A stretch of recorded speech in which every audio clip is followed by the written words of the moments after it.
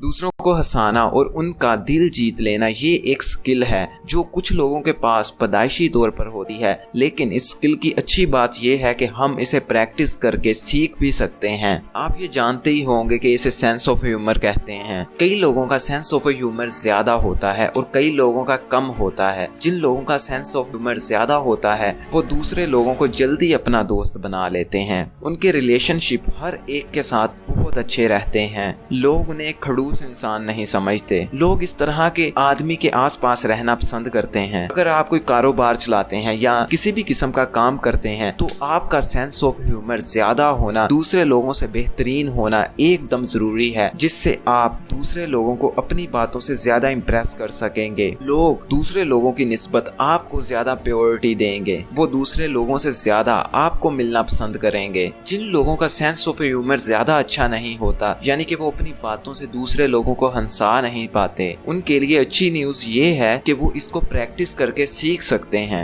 इसीलिए इस वीडियो को एकदम पूरा देखिएगा ताकि आपका सेंस ऑफ ह्यूमर थोड़ा सा बढ़ सके और ये चीज आपकी लाइफ को बहुत ज्यादा इम्पैक्ट करेगी। बहुत से लोग ये सोचते हैं कि उनको दूसरों को हंसाने के लिए बहुत सारे जोक्स आने चाहिए। हाँ, ये बात किसी हद तक ठीक भी है, लेकिन इससे ज्यादा इम्पोर्टेंट बात ये है कि इंसान को खुद से नए जोक्स बनाने आने चाहिए। अगर आप बहुत ज्यादा कॉमेडी शोज देखते हो तो उम्मीद है कि आपका सेंस ऑफ ह्यूमर दूसरे लोगों की निस्बत थोड़ा सा ज्यादा हो। लेकिन अगर आपका सेंस ऑफ ह्यूमर ज्यादा नहीं है, आप दूसरों को हंसा नहीं पाते, तो इस वीडियो में मैं आपके साथ कुछ मेथड्स शेयर करने वाला हूँ जिनको इस्तेमाल करके आप दूसरों को हंसा सकेंगे। सबसे पहला मेथड है कंपैरिजन। इस मेथड में आप किसी भी छोटी सी चीज को बहुत बड़ा करके दिखाते हैं या किसी बहुत बड़ी चीज को बहुत छोटा सा करके दिखाते हैं। जैसे आप अपने किसी दोस्त के घर मेहमान जाते हो और वो आपको छोटे से कप में चाय देता है। आप उस कप को एक जग के साथ कंपेयर कर सकते हो। आप उससे कह सकते हो, अरे भाई यार, तुम तो पूरा जग ही ले आए चाय का। शायद आप कंपैरिजन के बारे में थोड़ा थोड़ा समझ पा रहे हो। जिस तरह के यार वो इतना लंबा है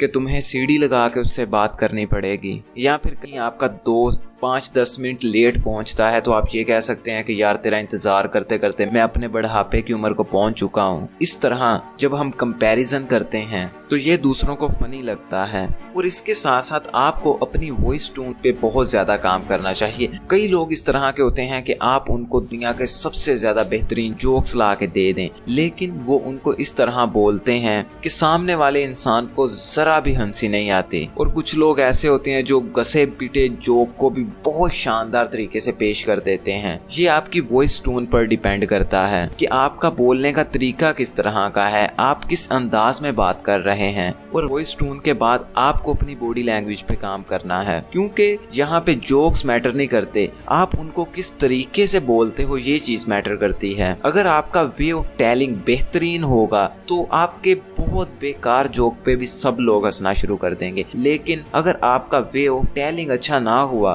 तो आपका बेहतरीन से बेहतरीन जोक भी काम नहीं करेगा। और अच्छा ना होना कोई बड़ी बात नहीं होती। जब भी आप इस काम को शुरू करेंगे तो शुरू में आपको कोई रिजल्ट नहीं मिलेंगे, लेकिन आहिस्ता आहिस्ता आप एक्सपीरियंस के साथ इसको समझते जाएंगे और आपकी बॉडी लैंग्वेज और वॉइस टोन उसके साथ मैच होती जाएगी। और कुछ टाइम प्रैक्टिस के बाद आपके भी बेकार से बेकार जोक चलना शुरू हो जाएंगे। उसके बाद दूसरा मेथड है टीजिंग। आप दूसरों को गौर से ऑब्जर्व कीजिए कि वो क्या करते हैं, कैसे करते हैं, किस तरह बोलते हैं, किस तरह चलते हैं, किस तरह खाना खाते हैं। उनकी हर चीज को आप गौर से ऑब्जर्व कीजिए। और जब आप उनको अच्छी तरह से ऑब्जर्व कर लें तो उसी चीज का लिमिट में रह के थोड़ा सा मजाक उड़ाइए, जिससे सामने वाले इंसान को हर्ट फील ना हो। लेकिन अगर आपका मकसद सामने वाले इंसान को बुरा महसूस करवाना है, उसका मजाक उड़ाकर आप चाहते हैं कि आप उसको नीचा दिखाएं, तो ये चीज आपके लिए बहुत ज्यादा बुरी साबित होगी, जिससे सामने वाला इंसान बहुत ज्यादा दुखी महसूस करेगा। इसलिए आप टीजिंग को सिर्फ उन लोगों पर इस्तेमाल कीजिएगा जिनको आप बहुत अच्छे तरीके से जानते हो और वो लोग आपके बहुत अच्छे दोस्त हों और आपके मजाक का बुरा भी ना मनाएं। तीसरा मेथड है पैरोडी।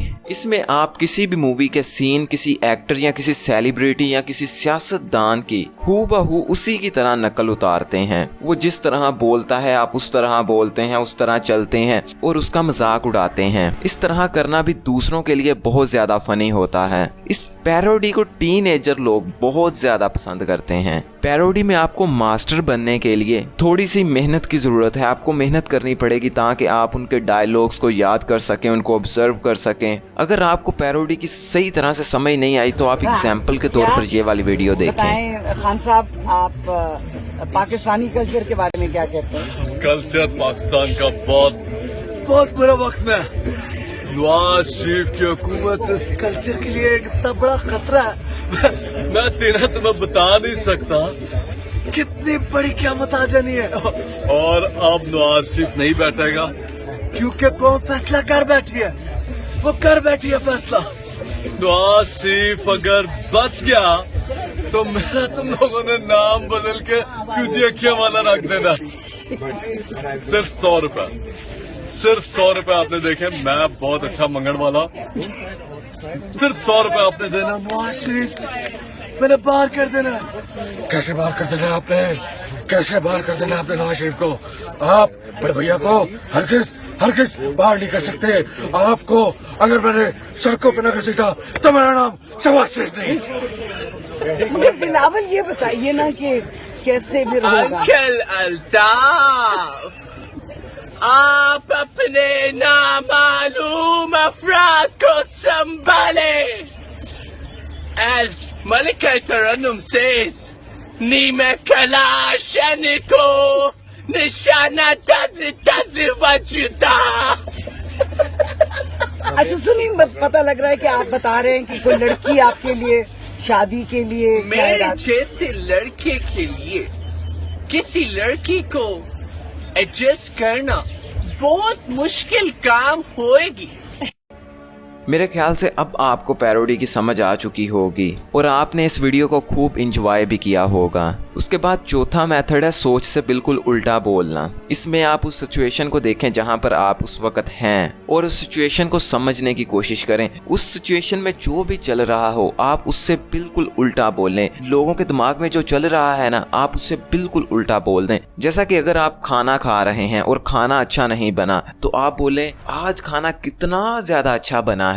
लेकिन ये वाला मेथड कुछ लोगों को पसंद आता है, कुछ लोगों को इस टाइप के जोक्स पसंद नहीं आते, इसलिए इसको आप बहुत ज्यादा इस्तेमाल मत कीजिएगा। लोग इससे पर्सनली बहुत ज्यादा हर्ट हो जाते हैं। इस मेथड में आपने अल्फाज को बहुत ज्यादा एम्फिसाइज करना है। दरअसल ये गेम है सिचुएशन की। आप जितना ज्यादा सिचुएशन को समझने वाले इंसान बनेंगे, आपका सेंस ऑफ ह्यूमर उतना ज्यादा बढ़ता जाएगा। हमें ज्यादातर अनरियलिस्टिक जोक्स पर हंसी नहीं आती, हमें ज्यादातर हंसी आती है रियलिटी पर। अगर आप उस चीज को बहुत अच्छे तरीके से समझ सकते हैं जो चल रहा है और उसे अपने अल्फाज में थोड़ा सा एम्फिसाइज करके बयान कर सकते हैं तो लोग इस एक बात से ही बहुत ज्यादा हंसेंगे। उसके बाद पांचवा मेथड है पंस। इस तरह के जोक्स बनाना थोड़ा सा मुश्किल काम होता है, आपको कॉन्शियसली काफी एफर्ट डालना पड़ती है। हमारी जुबान में कुछ ऐसे अल्फाज होते हैं जिनके दो मतलब होते हैं और आपको दूसरे इंसान को उन दोनों मतलबों के दरमियान कंफ्यूज करना होता है। मिसाल के तौर पर आप एक जोक सुनिए। मेरे टीचर हर रोज क्लास में सन ग्लासेस लगा के आया करते थे। मैंने उनसे पूछा कि सर आप ऐसा क्यों करते हैं,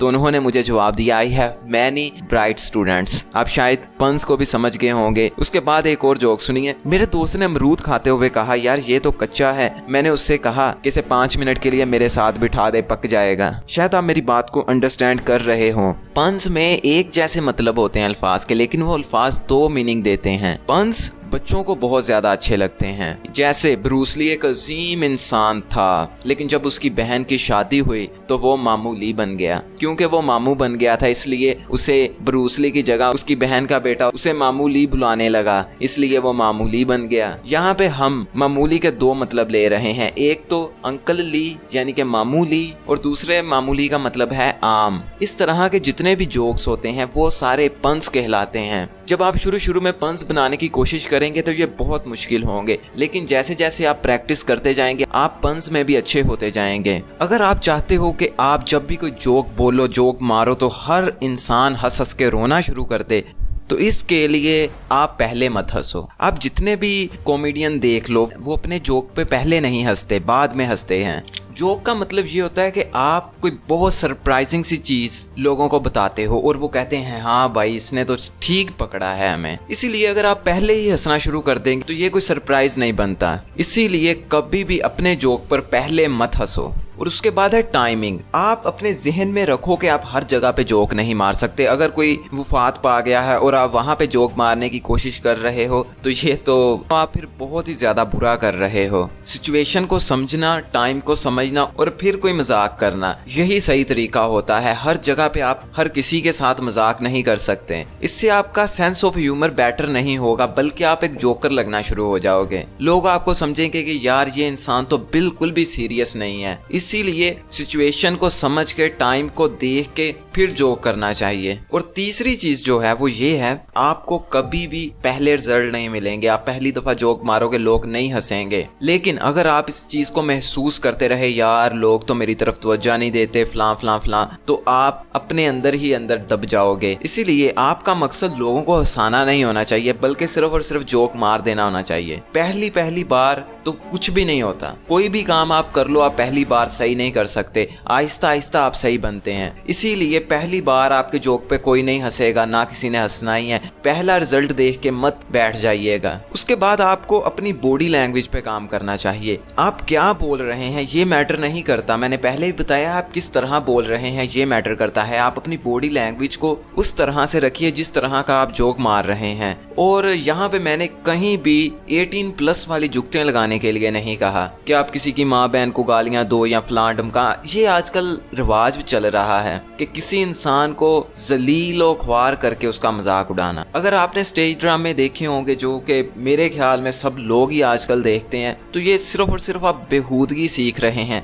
आपके रिलेशनशिप इसको देखने से कमजोर हो रहे हैं। जब भी आप वो चीज किसी और को बोलते हो जो वहां से सीखते हो, तो आपका कनेक्शन दूसरे बंदे से कट हो जाता है। आप समझते हो गुस्सा नहीं कर रहा, क्या आप उसके दिल के मालिक हो जो आपको पता है कि वो गुस्सा नहीं कर रहा, हकीकत में वो बहुत तहा से ज्यादा बुरा महसूस कर रहा होता है। 18+ वाली जुगतें सिर्फ और सिर्फ जाहिल लोग लगाते हैं। आपको बड़े ऐसे मनहूस से लोग मिल जाएंगे जो आपको गालियां देंगे, बड़ा बुरा कहेंगे और आपका मजाक उड़ाने की कोशिश करेंगे 18+ जुगतें लगा के।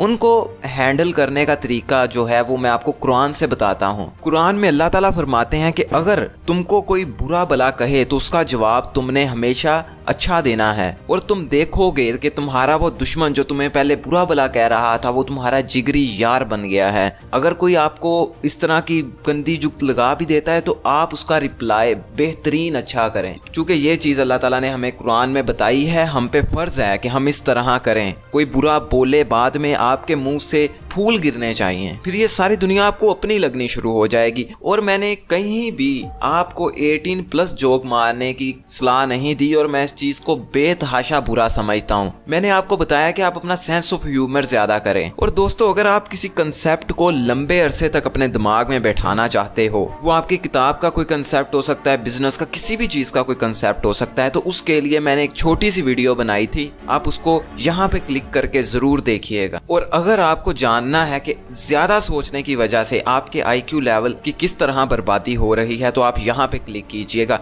और अब इस वीडियो को अपने सारे WhatsApp ग्रुप्स में शेयर कर दीजिए, सब दोस्तों को शेयर कर दीजिए और उनको बताइए कि ये चैनल हमजा जावेद एक YouTube पे है, बहुत इंफॉर्मेटिव वीडियोस बना रहे हैं, जल्दी जल्दी आके देखिए।